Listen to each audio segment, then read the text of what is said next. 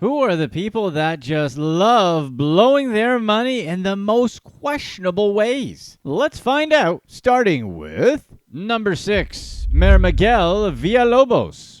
Mexican Mayor Miguel Villalobos hired some adult dancers to perform at a Father's Day event. Villalobos invited hundreds of dads to the event held in the municipality's auditorium. Although it was a Father's Day event, Villalobos made it clear that the party was just for the dads and that no women or children were allowed. They enjoyed live music, a comedy show, and a raffle where some attendees won TVs, fans, and microwaves. Then, a group of dancers stepped out on stage. One of the partygoers filmed the entire performance, which is a pretty serious violation of the bro code, isn't it?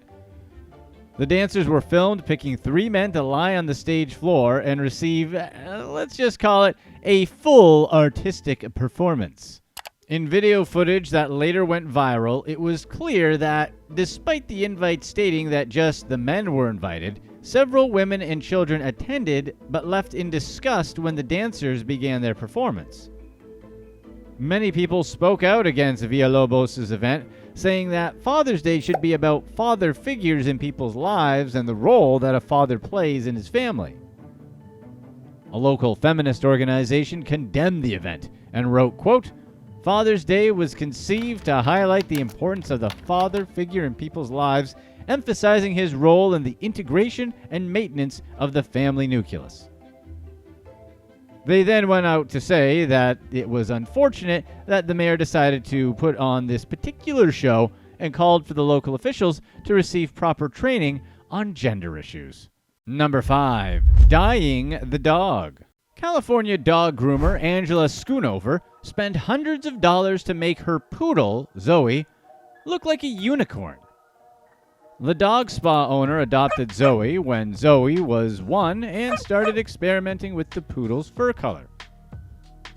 The first time she experimented with her pet's fur was for 4th of July when she dyed Zoe's paws red, white, and blue. Schoonover discovered that the pup's easygoing and fun-loving personality made her the perfect fit to try out some creative looks with. She wanted Zoe's look to be playful and unconventional and opted for bright shades of blue, pink, and purple to create the dog's unique aesthetic. Schoonover originally wanted to sign Zoe up for competitions where groomers give dogs makeovers and the best-looking dogs win. However, for Zoe to compete, she would need a standard poodle cut, which Schoonover didn't feel would fit her furry friend's personality. Because Schoonover thinks that not only does the dog understand what type of look it wants, but that it's also aware of a mythical creature and feels like that matches her personality better. What a highly intelligent dog! While grooming competitions would have been good for her career, Schoonover preferred giving creative and playful cuts than those that the American Kennel Club recognized. And if Zoe competed in the competitions, the majority of her fur would have to be her natural white color. Since Schoonover knew she wanted Zoe to look different from other dogs, she decided to focus on achieving a unicorn look instead. Pictures and videos of Zoe went viral, leading a bunch of people to accuse Schoonover of animal mistreatment. The commenters believed the dog groomer was using human-grade hair dyeing products, which would be dangerous for Zoe's skin and fur. Schoonover claimed to use pet-safe vegan dye, which she said was similar to dyeing fur with blueberry juice. She also said that the coloring was very gentle on a dog's skin, and it felt like a constant massage for Zoe. The criticism hasn't stopped Schoonover from making Zoe the spokesdog of Muse Dog Spa, her grooming salon. Since she spent hundreds of dollars to turn the poodle into a unicorn, it made sense that she would employ the dog as a member of the business's marketing team. But are dogs really enjoying this dyeing process? Number 4. Brian Johnson. Tech mogul Brian Johnson resorted to receiving his teenage son's plasma in an attempt to reverse the aging process. Johnson underwent several plasma transfusions from someone that was young and healthy that he screened to ensure that the donor lived a healthy lifestyle, was free of diseases, and had an ideal body mass index. It sounds dumb, but there's actual research backing it. The science behind using plasma transfusions to slow down the aging process comes from experimentation with mice. A group of scientists from the University University of California, Berkeley, discovered in 2005 that conjoining young and old mice changed their cellular ages. The scientists conjoined an old mouse with a young mouse and found that over a 5-week period, the old mice healed as quickly as the young mice did, and the old mice also grew new liver cells as quickly as the new mice. Scientists discovered in another study that transferring blood from an older mouse into a younger one would speed up the aging process. Using the experiments on mice's blueprints, the rich mogul decided that he would be more likely to achieve his anti-aging goals if he received plasma donations from his 17-year-old son, Talmage, combined with a donation from his 70-year-old father, Richard. Talmage and Richard did the procedures at a Dallas clinic, which removed a liter of blood from the two men and converted it via a machine into separate batches of liquid plasma, red blood cells, white blood cells, and platelets. Johnson received the transfusions with the goal of repairing cellular damage caused by the aging process by replacing old blood in an older body with new blood from a younger one. The mogul's father also found the procedure extremely beneficial, as he received a transfusion from such healthy donors. Johnson, who's supposedly worth $500 million, said that in 2 years he reduced his overall biological age by over 5 years. He also claimed to have the heart of a 37-year-old, skin of a 28-year-old, and lung capacity and overall fitness of an 18-year-old. Johnson followed what he called Project Blueprint, an extremely strict regime focused on finding the fountain of youth. It involved electromagnetic pulse treatments to improve his muscle tone and wearing blue light glasses for 2 hours before going to sleep, which he did at the same time every single day. To keep his body fat levels between 5 and 6%, Johnson ate exactly 1,977 calories. Richard also followed his son's extreme program and lost 50 pounds in the process. Although the tech tycoon claimed his goals were health-focused, he received significant criticism from medical experts who believed his obsession was based on his anxiety around his mortality. Wanting to live longer or even forever isn't new or unusual, but the lengths that this guy is actually going through and has gone through just to live a little bit longer and look younger is just weird. Plus, he still looks old. Let us know what you guys think. Number 3, The Gambler. U.S. agents arrested the head of New York's biggest federal credit union for embezzling over $6 million. Cam Wong was the CEO of Municipal Credit Union, where he earned over $684,000 annually. Despite his high earnings, Wong stole millions of dollars from his employer. He filed fake invoices for dental work he never received and additional money to cover his tax liability. Wong also filed reimbursement claims for long-term insurance and unnecessary repairs to his Mercedes-Benz.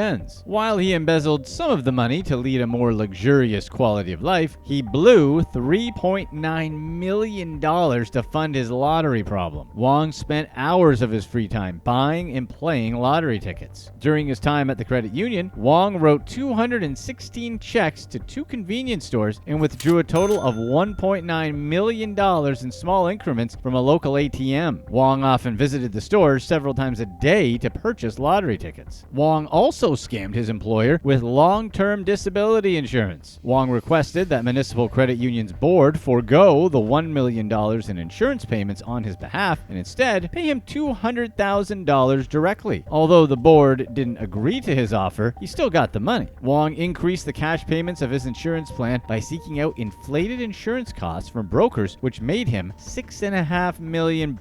Federal agents learned of Wong's deception and arrested him. They charged him with embezzlement, fraud, and aggravated identity theft. He ended up being convicted for his crimes and getting 5.5 years in prison for this dumb decision. Number 2, debt for likes. Sarah Bartlett racked up $15,000 in debt to create a perfect Instagram-worthy image, which is highly questionable. Bartlett always loved shopping online and regularly spent money on extravagant nights out, but she always lived within her means. That is, until she decided to buy a car after a promotion at work, which she paid for with a 0% interest credit card. While she slowly paid back the car, her spending habits grew out of control. Although she made roughly $35,000 a a year, she frequently bought designer handbags and clothes, new iPhones, and other expensive items without worrying about her growing credit card debt. Bartlett admitted that she liked to own nice things and felt like she always needed the newest version of everything. This big spender admitted to being impatient when it came to wanting to buy something and would use her credit card to make purchases that she planned to pay off when she got paid. However, that proved to be nearly impossible. Bartlett's financial troubles got worse when she developed the habit of moving money from one card to the other to make the minimum payments. And her spending habits didn't stop when lockdown hit, as she felt that buying clothes and purses helped her feel connected to the outside world. During that time, she also felt increased pressure to present a perfect image on Instagram. After 6 years of overspending, Bartlett had racked up $15,000 of debt spread across 8 credit cards. Soon, even the minimum $221 monthly payments were a struggle to pay. In 2021, her mortgage company doubled her payments, during which time she still spent $600 more per month than she could afford. Bartlett knew she had to make a change and created a strict budget to help her tackle her debt. She made a plan for every penny she received when she got paid, and it completely changed her life. Over the course of 22 months, she repaid $13,500 and hoped to help others overcome their money troubles and shopping problems. Bartlett advocated for schools to teach kids how to set up budgets and educate them on how interest and credit cards work. The reformed shopaholic also went to therapy to work through her need to buy things as a way of fitting in and making her life appear more glamorous than it was. Unfortunately, many people get into debt when they try to make themselves appear like someone they're not on social media. But good for her, right? Getting out of debt is difficult, and the fact that she did it the way you're supposed to deserves credit. If you're enjoying this video, be sure to stay tuned right here to find out the craziest people discovered hidden cash.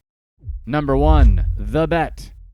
Deported criminal Alexander Visage posted pictures on his social media to flaunt his wealth after sneaking back into the UK. You'd think that if you'd already been deported and you snuck back in, you'd try to keep a low profile. But Visage was apparently needy and wanted some attention. He had been previously extradited from the UK to Germany to face burglary and criminal damage charges. He served a 3-month jail sentence before the German government sent him back to his home country, Albania. Then, the wannabe rapper, because of course he was, decided to return to Britain, where he branded himself the king of TikTok and bragged about his rock star lifestyle. Yeah, we were shocked to discover that TikTok is actually a monarchy as well, but there you have it. Visage shared a social media post where he wore designer clothing and posed in front of his $85,000 Lamborghini Gallardo Spider. Although the vehicle was up to date with its inspections, it wasn't insured to drive on UK roads. Visage insisted that he funded his seemingly extravagant lifestyle by working as a professional poker player, videographer, and motivational speaker. Where he really gets his income is something we're not going to speculate about. He posted a video to his TikTok from a luxurious high-rise apartment in London where he asked fellow Albanians for support in an online poker game. Visage's brother, Dorian, was so confident that Visage would win that he said he would torch his $65,000 Mercedes if he didn't. Then, Visage lost. Dorian kept his word and live streamed himself setting his luxury vehicle on fire, which Visage watched in a split-screen TikTok video. Dorian still lived in the brother's hometown and also appeared to be very wealthy, but unlike his brother, there was no reason to believe his money came from crime. Visage had likely got back into the UK by using a fake passport after entering an EU country legally on a visa waiver program, and then flew or took a ferry to Britain, which seems like a whole lot of work to then advertise your presence on social media. And we doubt anyone really expected Dorian to actually torch his Mercedes, but hey, he wanted to show everyone he was a man of his word. Here are a few of the strangest places people have found money. Number 9. Ninja Burglar. Matthew Emanuel found a strange random box in his backyard in Staten Island, New York. At first, it seemed like an electrical box full of wires, but it was something else. It turned out to be a safe that was filled with thousands of dollars in cash, as well as bags of different types of jewelry as well. Emmanuel had wondered for years if the big piece of metal that stuck out in his backyard was something that was actually worth his attention. It wasn't until a deer ate most of the leaves off the trees that surrounded the back of his house, taking away the much-needed privacy. Emmanuel hired a landscaper to plant some bamboo to regain the privacy. But the box was in the way, so something finally had to be done about the box. When the landscaper dug it up, he discovered that it was actually a safe. They pried it open, and they were surprised to find several wads of cash and lots of bags of jewelry. Emmanuel counted the money and discovered that he had almost $52,000 buried in his backyard for years. But how did it get there in the first place? He discovered an item that had an address written on it. To his surprise, it turned out that the address was to a neighbor's house just a few feet away. He decided to drop in unannounced and asked them if they had lost or had been victims of a robbery. His neighbors described exactly what was missing, and Emmanuel brought them to his backyard, showing them their safe. In 2011, Emmanuel's neighbors were one of the houses robbed during a highly public series of robberies that happened in the area. The robberies were done by Robert Costanzo, who was nicknamed the Ninja Burglar by the press because of how many robberies he was able to do. Costanzo was finally caught in 2016. He admitted to investigators that he was responsible for more than 100 burglaries in the area, where he stole more than $4 million worth of other people's property. Number 8. Blue drums. In 2015, Colombian farmer Jose Mariana Cartolos was digging a trench on his property when he hit something weird. He found several large, big blue containers packed with cash. When you're in Colombia, you know exactly where that cash is from. He found a total of roughly $600 million in cash. The question you're probably wondering is, did he get to keep it? The answer is no. The Colombian government confiscated it even though it was on his property. Any money found that was clearly Pablo Escobar's is being used by the Colombian government to enhance social and economic programs for the country. Theoretically, anyway. Anyone that watched Netflix's Narcos knows that in Pablo's heyday, he was easily pulling in millions of dollars a day. Supposedly, it was as much as $70 million per day. At one point in time, supposedly, a fifth of all $100 bills in existence were buried in Colombia. All that money had to go somewhere, so Escobar simply just buried a ton of money all over Colombia, whether he owned the land or not. Cartolo's family has owned the land where he found Pablo's money for almost 200 years. To this day, the Colombian government is still trying to find the hidden cash to Pablo's empire, because there wasn't exactly a treasure map that Pablo left for anyone. Number 7. Valuable cans. In 2008, Arizona couple Serena Jennings and Clinton McCallum were in for a shock of a lifetime. They discovered $500,000 cash hidden inside their kitchen and bathroom walls. Technically, they weren't the ones who found it. The contractor they had hired to do some remodeling in their house found the different cans of cash hidden throughout their home. The company owner actually tried to keep the cash.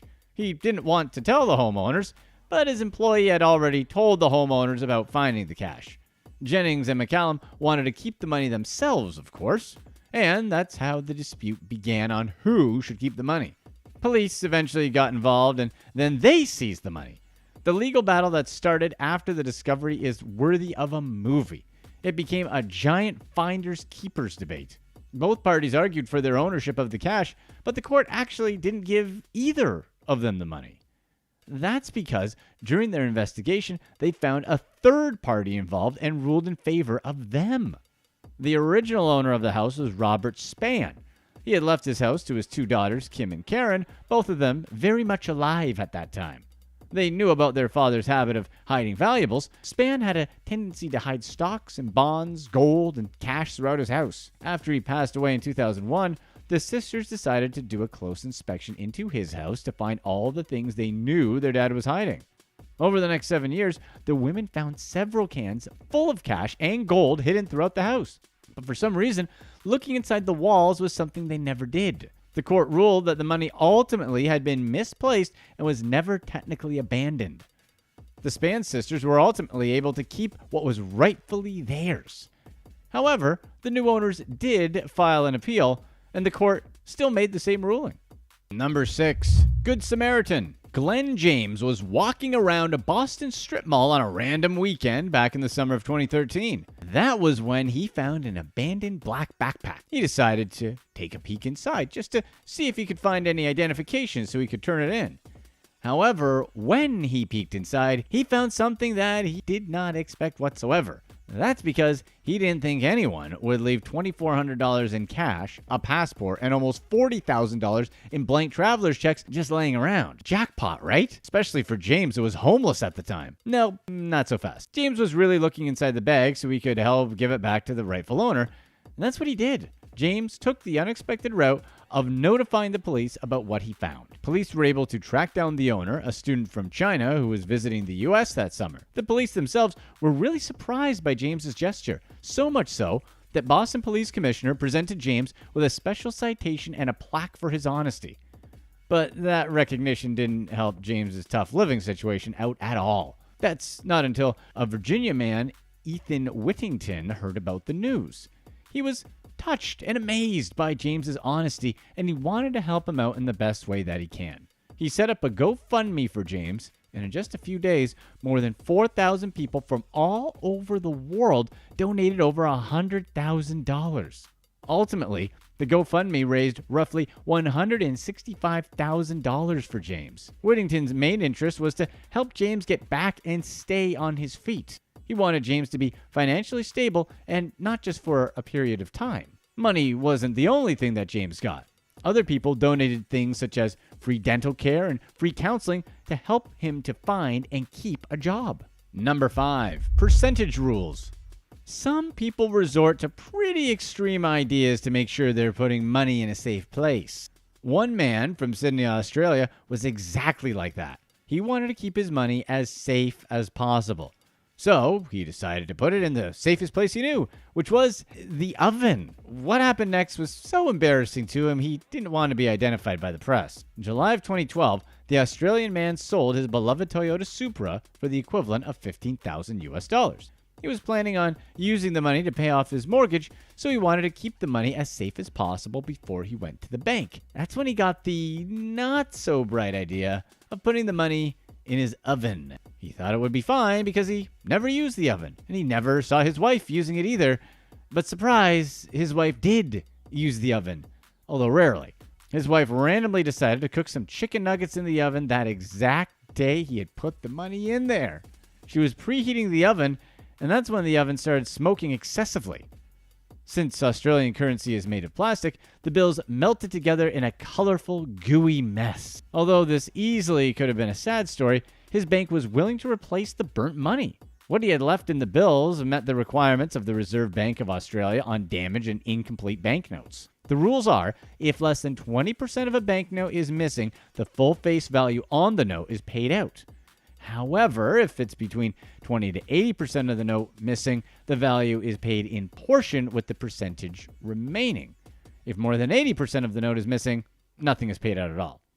Although this man's bills were burnt, luckily for him, the bills were still more than 80% intact. Number 4, Midas touch. Walter Samasco believed in gold. When his house was being cleared for sale after he passed away, Carson City Police in Nevada were extremely surprised to find millions of dollars worth of gold bars and coins in a very normal-looking house. Maybe even more surprising is the fact that Samasco passed away with just $200 in his bank account. No one had any clue that he was actually rich. Samasco was known to be quite a homebody who didn't go out much. It took around a month for neighbors to notice that they hadn't seen him for quite some time. And that's when they decided to notify the police, who discovered that Samasco had passed because of a heart attack. As his house was being cleared for sale, that's when officials found dozens of gold bars and coins. The gold coins were dated from the mid-1800s from places all over the world. The combined value of the gold bars and coins amounted to around $7.4 million. But why didn't he do anything with them, or what was the reason to just have them around? Apparently, Samasco seemed to be a bit of a conspiracy theorist. He had no belief in the government, and he supposedly also avoided doctors because he didn't believe in modern medicine. The gold wasn't his only investment, though. Even though he had just $200 in his bank account, he had over $165,000 in stock accounts and an additional $12,000 cash in the house. So who ultimately got the money? His first cousin, Arlene Mangdans, a substitute teacher from California, was found to be the only heir of the fortune. Number 3, the wrong fit. In 2013, Rabbi Noah Muroff from New Haven, Connecticut, bought a desk on Craigslist for $150. He and his wife loaded the desk into their minivan and drove home. However, they couldn't get the desk inside a narrow doorway for the room they wanted their new desk in. This is when they decided to take apart the desk, even though they really didn't want to. The desk was too big by just half an inch. But they went ahead and did it anyway. When they took off the 2 filing cabinets that were attached to the desk, they unexpectedly discovered a plastic bag.